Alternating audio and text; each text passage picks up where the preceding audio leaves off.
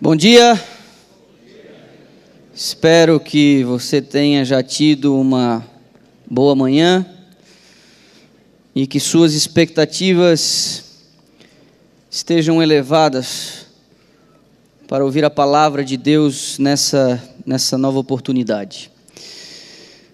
Antes de tratarmos o tema especificamente do dia de hoje, eu vou precisar da sua ajuda para duas coisas.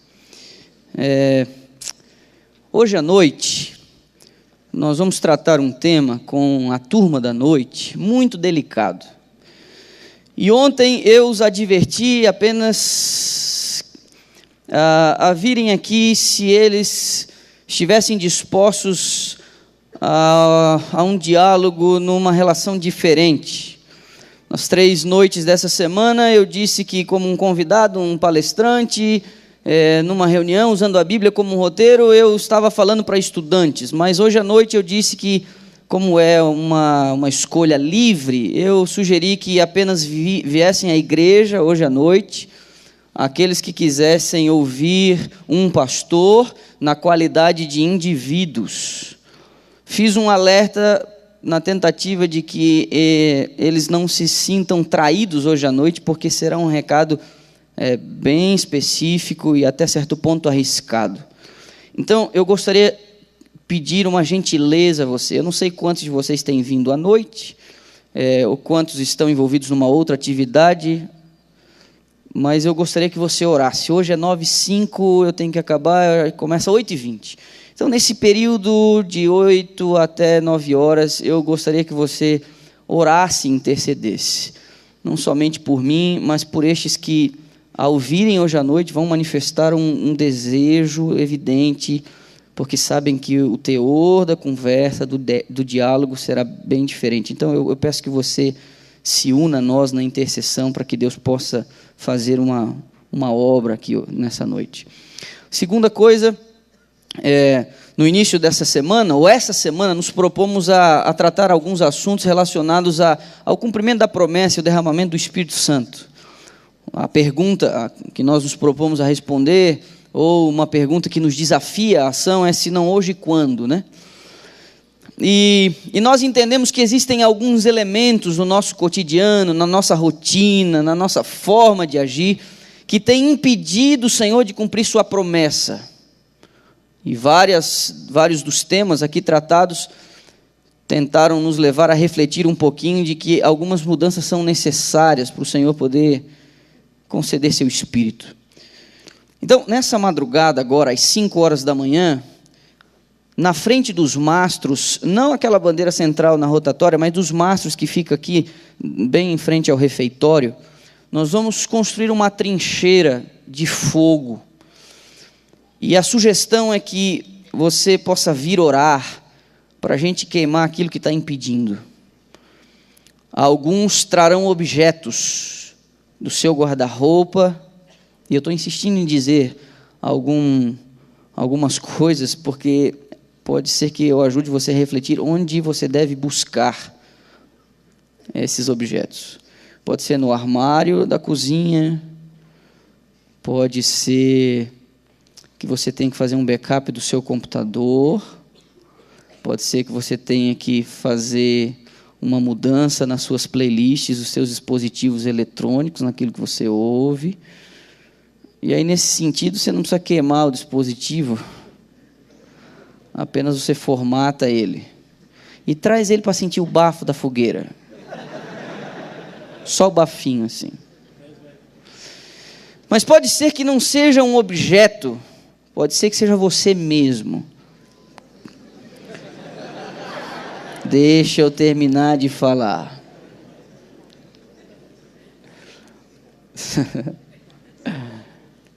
Se for você mesmo, também só o bafinho. Mas você pode trazer uma lista, escreva uma carta, e não seja politicamente correto nessas palavras. Se você é ladrão, coloca ali desonestidade. Se você é um fofoqueiro, coloca ali mentira. Se você é um invejoso, coloca ali traição, calúnia. Se você é vaidoso, coloca ali. Escreva a palavra. Você precisa mandar um recado para o diabo essa madrugada. É que você reconhece onde você está falhando e onde Deus precisa atuar na sua vida. Eu tenho expectativas elevadas para esse momento das 5 horas da manhã. E eu vou pedir uma gentileza. Eu não queria anunciar isso à noite. Eu vou te explicar por quê. Porque o público da noite, essencialmente, eu tenho pregado totalmente diferente à noite. O público da noite, ele é diferente. Então, isso para eles pode ser meio estranho. Então, você precisa espalhar a notícia. Espalha a notícia. No dormitório, espalha a notícia na sala de aula, fala do horário, fala do local, porque eu não vou anunciar isso hoje à noite. Tem gente que não está vindo de manhã e está vindo à noite, e essas pessoas precisam saber. Então, espalha a notícia. Nós temos algumas horas até as 5 horas da manhã, próximo. Porque amanhã pela manhã, o último recado, é um recado muito importante. Eu não combinei isso com ninguém, eu não disse isso para ninguém, mas se ajustes podem ser feitos no seu trabalho, ou no trabalho de pessoas, ou naquelas pessoas que estarão trabalhando amanhã, no horário da nossa capela aqui, da nossa reunião, faça a sugestão para esses arranjos serem feitos no colégio. Na semana de oração as coisas funcionam de uma forma diferente. Nós precisamos amanhã ouvir um recado, e nele não é meu. Ele não é meu. E a questão aqui não é a quantidade de pessoas, mas o número de almas que terão a chance de refletir sobre suas responsabilidades. Se não hoje, quando? Então espalhe a notícia, usa aí suas redes sociais, coloca aí no seu Twitter, no seu Facebook, e vai por aí afora, mas faça aquela propagandinha boca a boca. A última fogueira que eu tive conhecimento que foi feita nesse colégio numa semana de oração faz 12 anos. Posso estar enganado, não tenho acompanhado tão perto as outras assim, mas a última que eu tenho conhecimento, pastor Arnaldo Henriques, há 12 anos, exatamente naquele lugar. E eu sei o que eu queimei naquela oportunidade, e pode ser que eu esteja falando para pessoas que estejam vivendo situação semelhante e precisam desimpedir o caminho para que o Senhor possa possuí-los de maneira plena, cumprir sua promessa. Certo? Então vamos à palavra. Apocalipse capítulo 6, abre lá.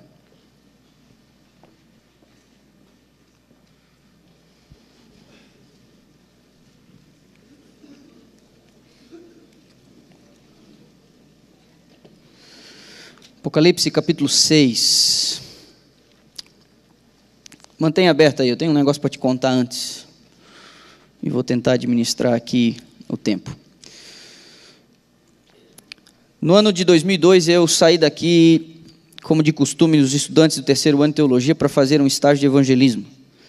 E eu saí daqui do colégio com uma informação que eu iria trabalhar na cidade X, com uma equipe de outros 6 estudantes, coordenada por um evangelista. E quando eu cheguei em casa para fazer aquele arranjo com as roupas e tal, eu passei em Florianópolis, onde os meus pais moram, e dali eu ia para uma cidade no interior de Santa Catarina. Recebi uma ligação do então coordenador do estágio, pastor Miranda, e ele me disse: olha, foi solicitado pelo campo um estudante num distrito para auxiliar um pastor numa campanha distrital, local, mas eles não têm dinheiro lá para 2, só para 1. Você topa? Falei, está feito. Então, tive um estágio diferente, acabei indo sozinho e foi uma experiência extraordinária. Lá eu tive uma oportunidade, eu já estava no 3º ano, eu precisava de um automóvel, mas eu não tinha dinheiro para comprar um automóvel, então eu comprei um Fusca, com 2 cheques. Um para final de dezembro e um para início de fevereiro. Você só compra Fusca com 2 cheques. Aí, inclusive, ontem eu estava com o meu filho, e aí ele está naquela fase de que ele viu um carro, ele falou, carro. Aí passou outro, ele falou, carro. Aí passou outro, carro. Aí daqui a pouco passou um Fusca, ele, carro. Eu falei, não, filho, esse é o Fusca. Eu comprei um cinza, 69, banco de couro. Aquele volante parecia de osso, grande. Retrovisor só tinha no lado esquerdo, para manter a originalidade. Calotinha brilhando, pestaninha no farol. Já viu um desses? Então você está velho. Aí, Comprei esse Fusca. Aí é o seguinte, acabou o estágio de evangelismo, agora vamos dar um jeito de arrumar o dinheiro para pagar o Fusca. Aí liguei para o líder de comportagem do campo e disse, eu preciso de uma cidade agora em dezembro já, estou com uma dívida aí, preciso pagar. E ele me mandou para uma cidadezinha, fazia uns 4 anos que não ia comportor lá. Lavei a égua, como dizem em alguns lugares por aí. Foi uma beleza. Eu só não vendi mais porque minha irmã estava dando à luz ao 2º filho, e eu fiz as entregas correndo, porque eu precisava estar lá naquele momento com a família, véspera de Natal. Então, depois das festas e tal, eu fui para uma outra cidade, já motorizado. Cheguei lá no lugar, procurei a prefeitura, o chefe de gabinete disse, olha, eu faço um serviço que atua nessas áreas de interesse público. As minhas visitas colaboram com a família e com a saúde, eu diminuo índices de diabetes, pressão alta, e isso gera uma economia danada para o município. O cara olhou para mim e falou, então é isso, só que é o seguinte, eu preciso de um lugar para dormir e um lugar para comer. A gente vai pegando amanhã. Eu já estava no 3º ano. Você lembra que ontem eu estava meio fraquinho, mas hoje eu já estava no 3º ano. Você vai pegando o caminho das pedras. Aí ele falou, olha, os hotéis aqui na cidade estão todos lotados, tem uma empresa aqui, vive cheio, mas a cidade do lado, 8, 9, 11 quilômetros, você chega lá e faz os seus acertos, no final a gente vai pagar o hotel lá para você. E para comer, tem um restaurante aqui na cidade, é o melhor que tem, você chega lá e só assina como prefeitura, no final a gente acerta também. Pensa. Aí cheguei lá no hotel, imagina, comportou, já dormi em casa familiar rural, departamento de polícia, casa paroquial, ginásio de esportes, na arquibancada, naqueles vestiários assim embaixo, já dormi em tudo quanto é lugar que você pode imaginar. E aí agora eu chego no hotel, tinha garagem, vaga no número do apartamento, e aí eu cheguei na recepção, e aí o camarada ali foi me atender, e aí tinha um outro hotelzinho lá, que ele me deu um teto para eu usar, você pode gastar até tanto de diária. Aí eu fui num hotelzinho lá, tal, hotelzinho bom, mas aí eu vi que tinha um outro melhor. Aí quando eu vi a tabela de preço era acima, então eu vou falar com o gerente para ver se ele faz abaixo. Aí falei com o gerente, eu falei, a prefeitura eu estou fazendo um projeto aqui, em parceria com a prefeitura de São Ludiero, e eu preciso que você faça um desconto para mim. Sou seminarista, faço faculdade de teologia lá em São Paulo. Aí ele, olha, você, tranquilo, minha mãe sempre ajudou seminarista, você pode ficar aqui pela quantia que a prefeitura acertou com você. Aí beleza, fui lá no meu automóvel, peguei a minha bolsa e fui vindo assim pro lobby do hotel, aquele saguãozinho assim. Aí o homem muito animado, tal, que trabalhava ali, falou assim, deixa que eu carrego suas coisas. Eu falei, pois não, claro, oxe, tão animado e tal, né? E eu fiquei pensando, né, o cara comportando e alguém carregando a minha mala. Será que ele me ajuda nas entregas? Pensei eu comigo, né? Aí entramos no elevador, quarto 321, 3º andar. Na hora que ele abriu, eu não acreditei. Ar-condicionado, telefone, televisão, frigobar.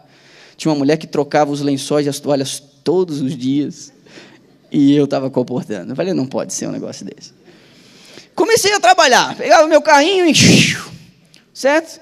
Vendi. Isso era terça-feira. O dia que eu cheguei, vendi terça, já vendi bem. Na quarta fui, quinta foi. Na sexta-feira, eu estava por cima da carne seca. Já tinha conseguido dinheiro para pagar o Fusca, outro Fusca, 3º Fusca, 4º Fusca. E aí, sabe, eu já estava meio tranquilo. Naquela sexta-feira eu pensei assim, não, hoje eu não vou. Afinal de contas, estou me sentindo meio ruim aqui e tal, vou ficar por aqui mesmo. Né? Mas você lembra, eu tinha feito um trato com Deus, não importasse se estava mal, se estava bem, nenhum dia podia ser negligenciado. Isso é terrível. Você fazer pacto com Deus é meio complicado, né? Porque é com Deus, né? E aí eu falei, não, hoje eu vou ficar aqui. Peguei Desejar Todas as Nações, Bíblia, lição, comecei a ler, estudar, teologando consagrado, tal, aquele negócio todo, lendo ali, hotelzinho. Já tinha descido, tomei um café da manhã, via Ana Maria Braga, subi, tal, lendo a Bíblia ali. Mas alguma coisa, você tem que trabalhar, você tem que sair daqui, você não pode ficar aqui, você tem que sair. Mas eu comecei a me sentir mal, ruim, assim, mas ruim. E uma angústia começou a tomar conta do meu coração. E eu falei assim, mas eu não posso estar angustiado, não tem razão para eu estar angustiado, não há motivo eu ficar angustiado. Eu não tenho como ficar triste numa situação dessa daqui, tudo é favorável. Olha isso aqui, você vai ficar triste do quê? Está reclamando do quê? Mas havia um elemento estranho ali. É interessante algumas lutas que a gente trava, mesmo sem ter consciência do que se passa à nossa volta. E eu falei, não, eu vou ficar aqui, eu não tenho condição de sair desse jeito aqui.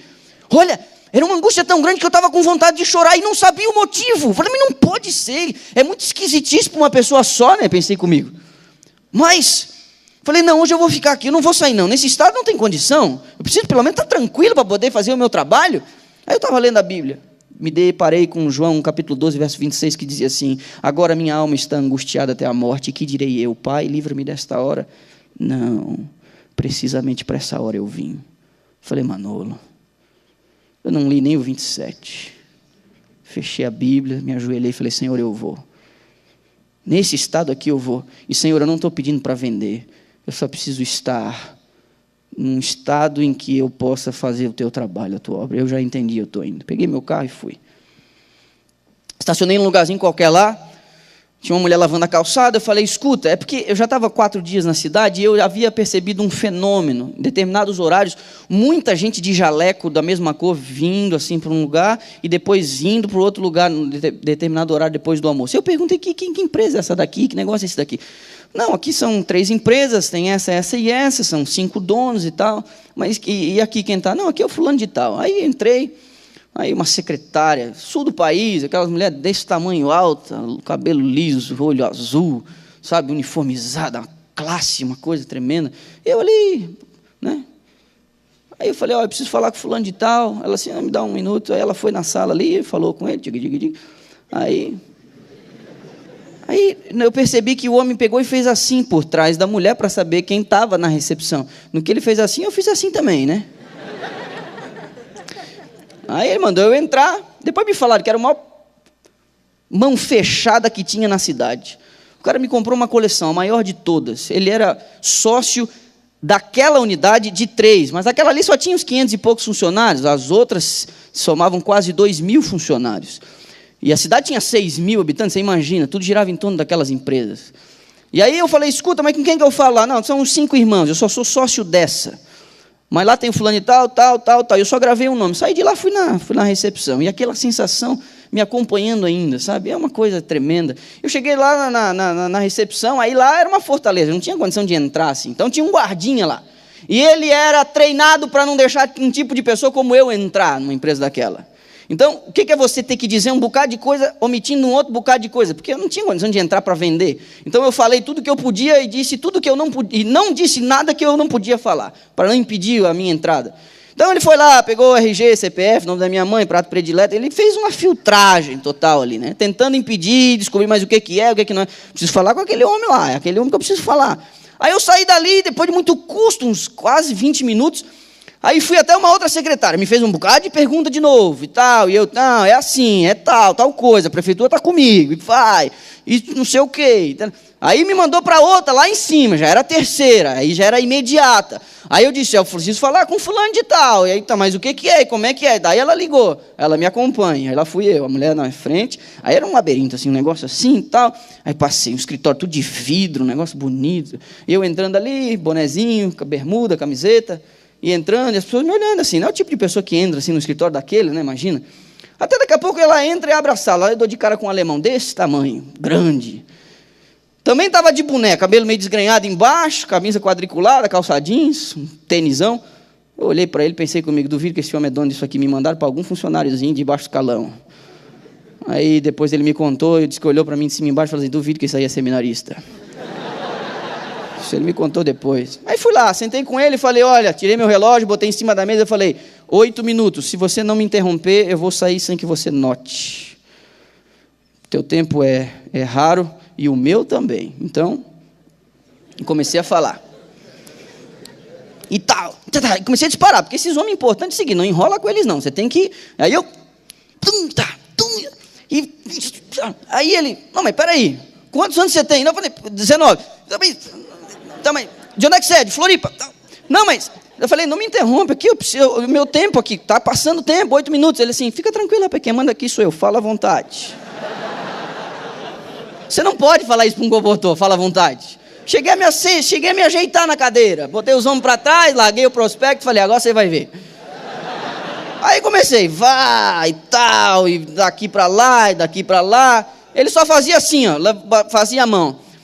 Aí daqui a pouco tinha ele na cadeira, eu do lado de cá, uns 8 assim em volta, fazendo a meia lua. Fala para aquele negócio aí que você falou do casamento aqui, fala para isso aqui, ó, já está no 3º. Aí tinha um outro já meio gordão assim, tal, um barrigão, eu falei assim, ó, Hoje nós vamos almoçar junto, então vamos fazer o que ele está dizendo aqui. Vamos fazer o que ele está dizendo aqui. Fala aquele negócio que você falou da gordura aqui, ó, para isso aqui, olha a barriga dele. E tal, e tal.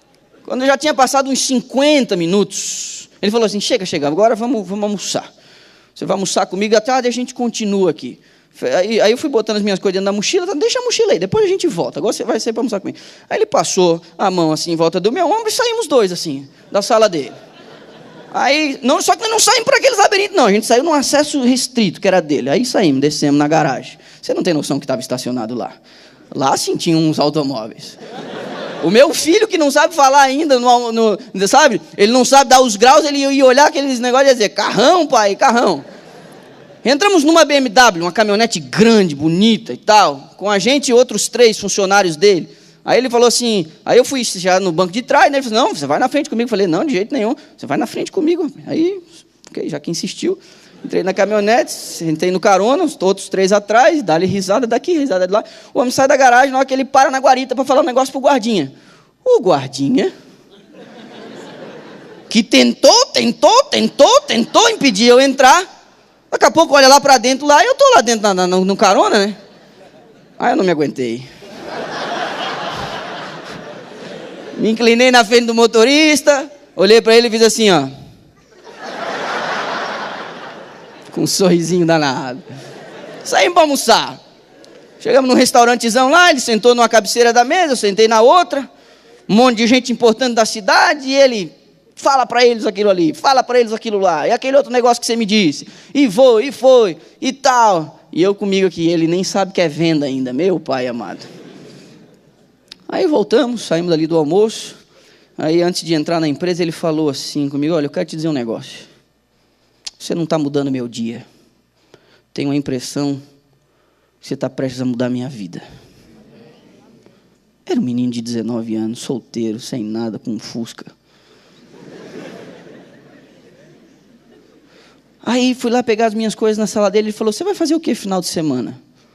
Eu falei, olha, como eu já te disse, eu sou seminarista de um seminário adventista, no sábado eu não vou visitar ninguém e tal. E assim, ó, tudo que eu falo, eu trago materiais e livros, e as pessoas compram. Isso é que me mantém na faculdade. Não, fica tranquilo, isso aí não é problema. Mas o que você vai fazer? Não, mas domingo eu estou aí visitando as pessoas. Não, passa o final de semana com a minha família. Eu queria que você passasse o final de semana com a minha família. Minha esposa já está na praia com os meus filhos e tal, vão comigo. Eu falei, tá bom.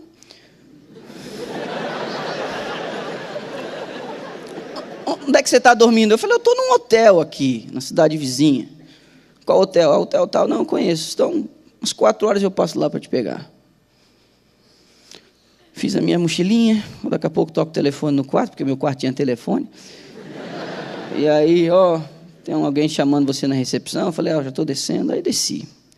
Aí o carrão estacionado na frente do hotel, entrei e fomos para uma praia que ficava ali a uns 40 ou 50 quilômetros. E numa cobertura de frente para o mar, numa praia bonita lá. Tinha tanta coisa para dizer para vocês, mas só vou dizer uma outra aqui, um outro detalhezinho. Na manhã seguinte, ele, vamos pescar. Eu falei, meu Deus, é sábado, Senhor. Sou adventista do 7º dia, eu não pesco no sábado. Para falar a verdade, eu nem sei pescar. Aí eu falei, é de serviço missionário, né? Vamos fazer uma escola sabatina diferente hoje. Aí fui, né? Caminhando pela praia até chegar lá num lugar onde ele ia pegar o barquinho dele, botei o bonezinho na frente, vai que o diácono me vê aqui, né? Botei o bonezinho mais para frente aqui assim, fui meio. Aí estou lá sentadinho na pedra, em oração, aguardo o dia. E aí eu amo pescando daqui, pescando de lá, daqui a pouco eu olho para o lado, eu vejo um homem lá, eu falo assim, meu, conheço aquele homem de algum lugar, mas eu aqui concentrado, né? Eu olhei para ele e tal. Daqui a pouco ele chega e fala assim, ô Geraldo, vem cá, quero te apresentar um novo amigo meu aqui. Esse aqui é o Manolo, Geraldo. Manolo, esse aqui é o Geraldo. Eu falei, ô Geraldo, prazer e tal, estamos aí, não sei o quê. Voltei para o meu cantinho, os dois começaram a conversar. Eu falei, eu conheço aquele Geraldo de algum lugar, eu conheço aquele Geraldo de algum lugar. Aí olhei, aí lembrei. Geraldo Altoff, senador da República. Aí o cara vai comportar, fica num hotel, anda de BMW, fica numa cobertura e vai pescar com um senador. Como é que pode um negócio desse? O restante dessa situação eu vou contar para você só amanhã. Porque é o seguinte, ó, são 9h40. Não dá. Só entenda uma coisa, e é por isso que eu conto. Deus tem uma missão para você. Deus tem um negócio para você fazer. E Deus não respeita a lógica humana. Você só precisa estar numa condição que Ele possa te usar. Você só precisa se identificar com as coisas do reino. Você só precisa se colocar numa posição em que Ele diga: agora sim, você é um instrumento meu. Mas para isso você não pode condescender consigo mesmo, nem com suas vontades e nem com seus sentimentos. Já pensou se eu não tivesse saído de casa naquela manhã? Se eu tivesse dito: vou ficar aqui por hoje aqui mesmo? Quem sabe o cenário não seria o suficiente, não seria o ideal, o adequado, para que eu tivesse esse contato e uma coisa pudesse ser feita. Eu vendi um bocado aquelas férias, mas isso não importa, porque aquele dinheiro que eu consegui lá hoje nem existe mais, se diluiu, ele passou, como tudo aquilo que não é de valor eterno. Mas em mim ficou a sensação de que eu não posso relaxar, de que eu preciso estar numa condição onde o Senhor olhe para mim e diga: é agora que eu vou te usar. E para Deus não importa seu tamanho, sua idade, sua experiência, seu dinheiro, suas habilidades, seu sobrenome, seu histórico. Para Deus importa a tua disposição, a disposição de ser um canal, a disposição de ser usado. E para você ser usado, para você ser um instrumento, você tem que desconfiar de si mesmo.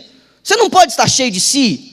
Disse isso ontem, repito hoje. Não acho que você é fundamental. Você não é imprescindível, ainda que seja necessário. A gente tem que desimpedir o canal para que o Senhor possa se apossar de nós. Temos retido a chuva serôdia, porque a igreja está achando que está tudo bem, que está tudo certo. Temos tanta confiança em nós mesmos, que o Senhor não consegue nos usar. Isso é terrível. E é mais terrível ainda, é mais tentador ainda, quando você conquista algumas coisas, quando você está numa situação favorável, quando você tem algumas vitórias, é muito mais tentador você achar que não precisa de Deus. O tempo que me resta.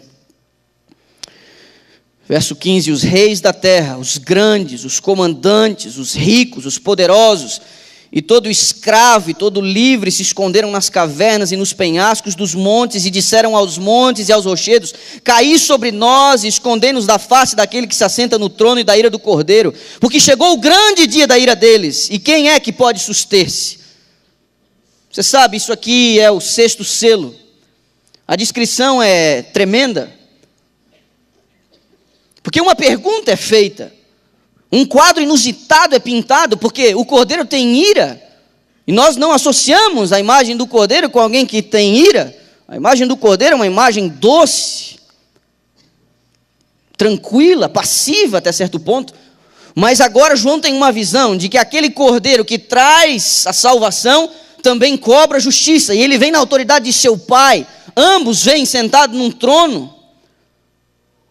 E quando João vê a cena, ele vê o espanto e o terror dos habitantes do mundo, os habitantes impiedosos, e eles se escondem, eles preferem que uma tonelada de massa seja arrojada sobre eles, lhes reduzindo a pó, do que ter que encarar aquele semblante santo.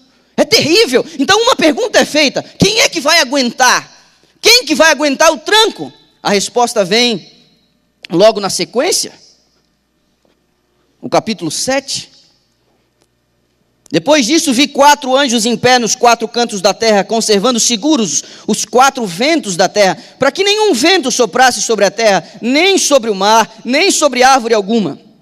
Verso 2: vi outro anjo que subia do nascente do sol, tendo o selo do Deus vivo, e clamou em grande voz aos 4 anjos, aqueles aos quais fora dado fazer dano à terra e ao mar, dizendo: não danifiqueis nem a terra, nem o mar, nem as árvores, até selarmos na fronte os servos do nosso Deus. A gente para aqui. O segredo para aguentar essa cena, a única saída é termos o selo de Deus. É interessante como a senhora White se manifesta em relação a esse assunto.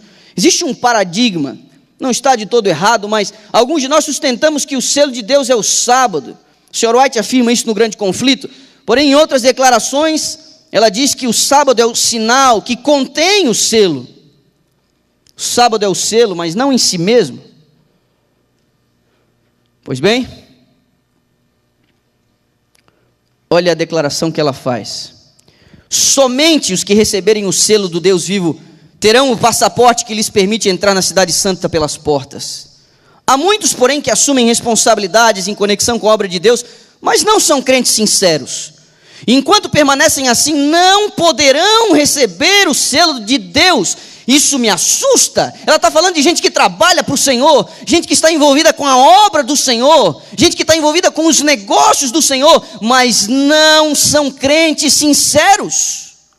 Não poderão receber o selo do Deus vivo. O selo do Deus vivo só será colocado sobre os que são semelhantes a Cristo no caráter. Assim como a cera recebe a impressão do selo, também a alma deve receber a impressão do Espírito de Deus e reter a imagem de Cristo. Na sua plenitude, o selo de Deus é a imagem de Cristo, que somente o Espírito pode imprimir na minha e na sua vida. Se não hoje, quando? Quando que o Espírito de Deus será derramado? Temos refletido o caráter de quem? De Cristo ou do seu antagonista? A nossa vida reflete mais o quê? E não se esconda atrás do seu pragmatismo, atrás do seu ativismo. Não se esconda atrás da sua função, atrás do seu paletó, do púlpito, ou da função que você ocupa, ou do trabalho que você exerce. Isso não vai te garantir nada. Me perdoe, eu não quero ser indelicado, mas tem coisas aqui de destinos eternos em jogo. Então não se esconda atrás disso. É terrível a cena de juízo. Quando Cristo diz: Senhor, em teu nome fizemos isso, isso, isso. Eu não te conheço. É tremendo isso.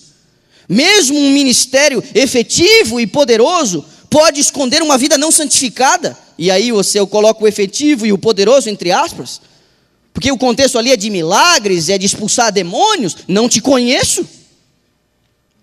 Nós não podemos nos fiar nas nossas conquistas, no nosso histórico, nas nossas habilidades.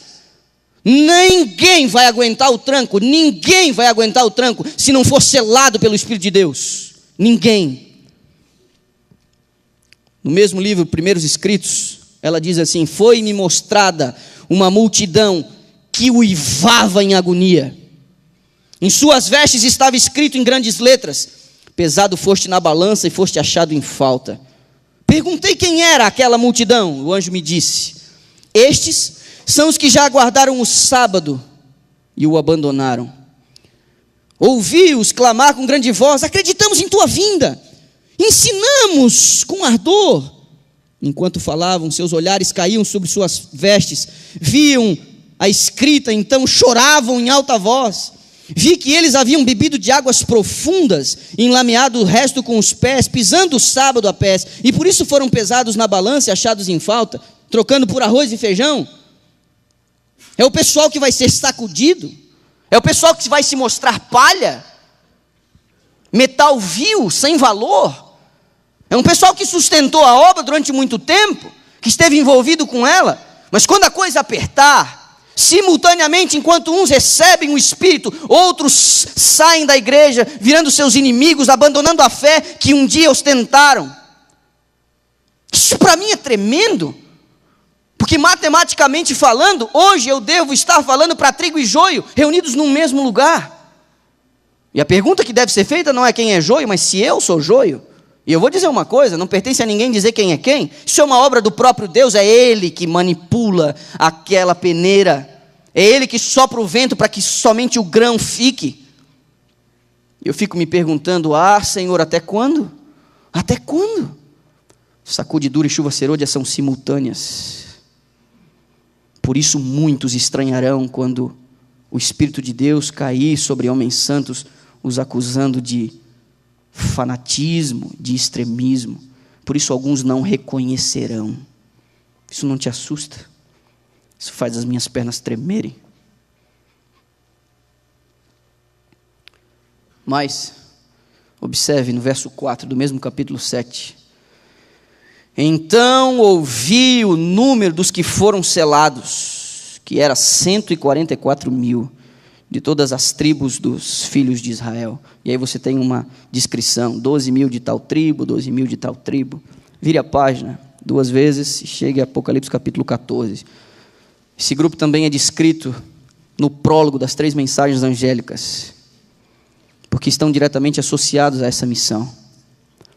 Primeiro verso do capítulo 14. Olhei, e eis o Cordeiro em pé, sobre o monte Sião, e com ele 144.000, tendo na fronte escrito o seu nome e o nome de seu pai. Ouvi uma voz do céu como voz de muitas águas, como de grande trovão. Também a voz que ouvi era como de harpistas quando tangem a sua harpa. Entoavam um novo cântico, diz o verso 3, diante do trono, diante dos 4 seres viventes e dos anciãos. E ninguém pôde aprender o cântico, senão os 144.000 que foram comprados da terra. São estes os que não se macularam com mulheres, porque são castos. São eles os seguidores do Cordeiro por onde quer que vá. São os que foram redimidos dentre os homens, primícias para Deus e para o Cordeiro. E não se achou mentira na sua boca, e não tem eles mácula. Esse número, obviamente, não é literal, como alguns sustentam. Porque se esse, como algumas correntes de interpretação por aí, colocam os 144.000 como sendo um número literal de salvos, não temos como conciliar quando em outros momentos João viu uma grande multidão de redimidos. Não é literal. Mas a numerologia bíblica é interessante, porque 12 tem que ver com singularidade, com distinção. E 144.000 é o resultado dos fatores 12 vezes 12 vezes 1000. É uma coisa muito plena, é uma coisa muito especial, muito destacada. Eles são chamados de primícias no capítulo 14. E quando a gente vai ao Antigo Testamento, a gente descobre que havia uma festa. E que antes de se passar a foice, antes de se fazer a colheita, um ramo especial era tirado, uma porção especial era tirada, chamada de primícias. Tinha que ver com promessa de uma colheita abundante. Era uma porção consagrada, era para uso santo específico. Ou seja, a identidade dos 144.000 denota que Deus fará uma grande colheita. É um pessoal separado, é um grupo distinto, especial. Não é à toa que João descreve no capítulo 14 que eles vão cantar uma música que ninguém vai saber. A inspiração nos diz que é uma música de experiência. E ninguém pode cantar porque ninguém passou por aquilo que os 144.000 vão passar. Podemos crer, através da revelação, que os 144.000 são o grupo de vivos que vai receber a volta do Senhor Jesus. O grupo da última geração que não vai passar pela experiência da morte. Com estes, alguns da ressurreição especial. A questão é, estaríamos hoje aqui falando da última geração de crentes? Estaríamos hoje falando para um grupo diferenciado? Deus trabalha, julga e se revela através das gerações. Seria esta a última? Estaríamos hoje aqui falando com bravos soldados que concluirão a obra do Senhor, passando pela experiência mais extraordinária de toda a história da redenção? Sim. Se historicamente a chuva temporã fez o que fez no primeiro século, imagino que Deus não vai fazer com a última geração. Se historicamente será serôdia. Cada um tem a sua temporã e serôdia, mas na história, aquele povo agiu com muito poder, porque o Espírito lhes foi derramado. Você imagina que Deus não fará com a última geração? Eles serão destacados para todo sempre, serão perfilados no céu, num quadrado perfeito, diferente de todos os outros. Cantarão uma parte da música que ninguém vai poder cantar. Você já parou para pensar nisso?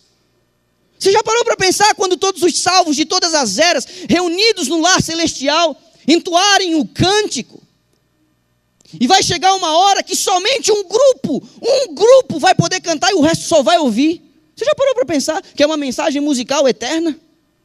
Uma mensagem especial eterna? Ninguém vai poder abrir a boca porque é uma experiência deles. Passaram pelo tempo de angústia, passaram pela angústia de Jacó, viveram o drama depois do fechamento do Porta da Graça, lutando com Deus, já diante da face de um Senhor sem intercessor. Passarão por uma experiência extraordinária, porque essa angústia vai purificá-los dos resquícios, ainda que seu destino eterno já esteja selado. Passarão por um processo de burilação tão expressivo, que não pode ser comparado com nenhuma outra experiência do passado. Que coisa extraordinária. A pergunta é, como é que a gente tem vivido? Projetando o cumprimento da promessa para a próxima geração? Será que eu vou ter que dizer para o meu filho, desculpa, nós falhamos, assume o posto? Disse isso no início da semana. Isso já foi dito neste púlpito aqui que eu vi.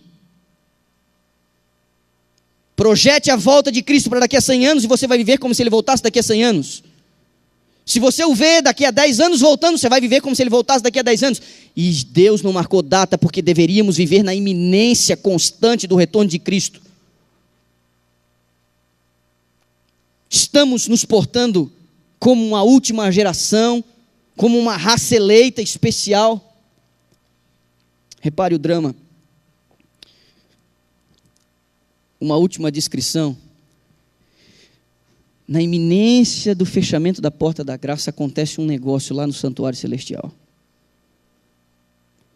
Nós lemos a descrição no capítulo 7.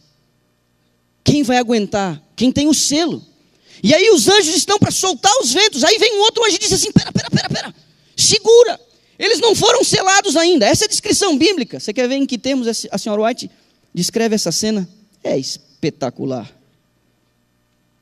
Vi 4 anjos que tinham uma obra a fazer na terra e estavam em vias de cumpri-la. Jesus estava vestido com trajes sacerdotais. Ele olhou compassivamente para os remanescentes. Levantou então as mãos e com voz de profunda compaixão exclamou: meu sangue, Pai, meu sangue, meu sangue. Vi então que de Deus, que estava sentado sobre o grande trono branco, saiu uma luz extraordinariamente brilhante e derramava-se em redor de Jesus. Vi a seguir um anjo com uma missão da parte de Jesus, voando rapidamente aos 4 anjos que tinham a obra a fazer na terra, agitando para cima e para baixo alguma coisa que tinha na mão e clamando com grande voz: segurai, segurai até que os servos de Deus sejam selados na fronte. Às vezes a gente vive aqui como se não tivesse nada acontecendo. Há um drama no plano da salvação. Há muita expectativa. João descreve que o diabo desceu até nós com muita ira, porque sabe que tem pouco tempo, e nós vivemos como se tivéssemos todo o tempo do mundo. Não tire férias de Deus. Não dê tempo da sua espiritualidade. Não baixe a guarda. O momento é crítico. Estamos vivendo os últimos instantes. Não vai demorar. Não fique sustentando sua religião com um ou outro discurso aí, um pouquinho mais apelativo. Mudou o Papa, morreu o Papa, descansou o Papa, saiu o Papa. Não sustente sua fé. Observe as profecias, seja atento. Mas, por favor, não fique se alimentando desse tipo de reavivamentozinho populista. Sustente sua fé, seja estável na sua comunhão. A porta da graça vai fechar, ele está para sair de lá. Você observa o drama.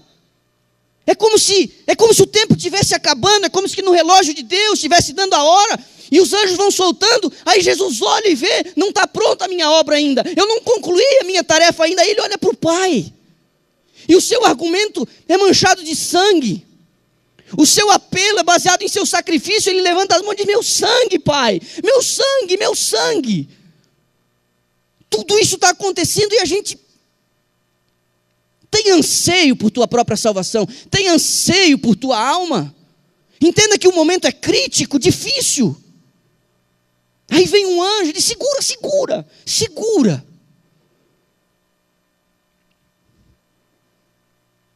Vamos se aprumar, gente. Vamos se aprumar. Que seja em nossa geração, que seja em nossos dias. João diz que eles estavam em pé no Monte Sião. Joel, naquele contexto extraordinário do derramamento do Espírito, também vê um grupo em pé no Monte Sião. É um contexto de chuva serôdia. Os 144 mil serão cheios do Espírito para concluir sua obra. Está para acabar. Está para acabar. E como é que a gente vai fazer? Deus quer te usar. E a missão, a extraordinária missão que nos foi confiada, está diretamente ligada a quem a gente é. Você não é um adventista do sétimo dia porque você precisa de uma igreja. Todos somos filhos de um mesmo Deus. Por favor. Isso é um movimento. Isso é um movimento escatológico. Deus elegeu um grupo, não em detrimento dos outros, mas em favor dos outros. E nós somos esse grupo descrito na profecia. Nascemos dentro da profecia. E não podemos viver como se ela não fosse se cumprir. Se não hoje, quando? Quando que a gente vai acordar? Quando que a gente vai confessar? Quando que a gente vai se ajeitar? Permita que o Senhor faça a grande obra na sua vida. Ele precisa imprimir o caráter de Cristo em você. Isso é uma obra do Espírito. A gente tem que deixar algumas coisas, temos que queimar algumas coisas, temos que abandonar algumas coisas, temos que renunciar a algumas coisas. Só assim. Só assim. Só assim. Esta canção fala de um lugar melhor, fala de um mundo melhor, fala de um momento melhor, um momento que nós aguardamos, de uma esperança que temos. E eu queria fazer um apelo a você. Amanhã vai ficar feia a situação, vai ser difícil, é um recado forte, mas precede o recado de amanhã uma decisão hoje. Diga ao Senhor: quero fazer parte desse pelotão de elite aí. Quero assumir minha posição. Quero cantar essa música aí. Se for da tua vontade, a minha decisão hoje eu tomo. Eu quero fazer parte desse grupo especial. Você imagina? Toda a eternidade. E você vai cantar de uma coisa que você viveu. Você será famoso na eternidade. Eles vão querer ouvir da sua boca. Eles viram, mas eles vão querer ouvir da sua boca o que é ter uma condenação e ter sido resgatado dela. Eles querem ouvir de você. Alguém vai te cutucar lá em cima e vai dizer: me conta como é que é esse negócio. Uma experiência singular. Aquilo que nós somos define aquilo que nós temos que fazer. Que o Senhor tenha piedade de nós. Enquanto essa música é cantada, eu incentivo você a colocar-se em pé para dizer ao Senhor: conta comigo, Senhor, conta comigo.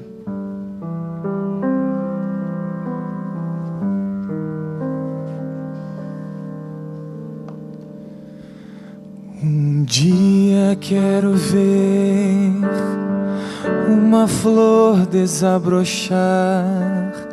Um dia quero ver o brilho real do sol.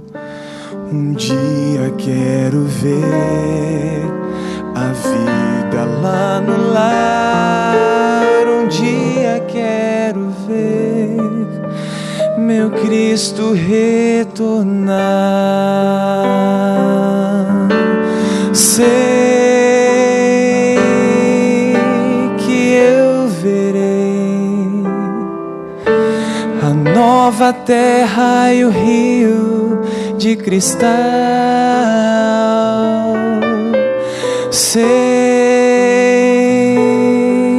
que eu verei meu irmão, minha irmã lá no céu. Verei, sim, eu verei meu Senhor, meu Redentor,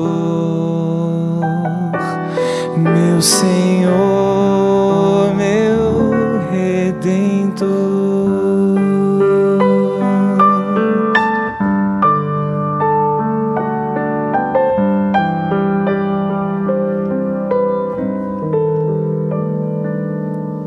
Um dia quero ver meu Cristo Jesus. Um dia quero ver as marcas nas suas mãos. Um dia cantarei louvor ao meu Senhor. Um dia estarei pastor. Sei que eu verei a nova terra e o rio de cristal. Sei que eu verei meu irmão, minha irmã lá no céu. Verei, sim, eu verei o Senhor, meu Redentor, o Senhor, meu Redentor.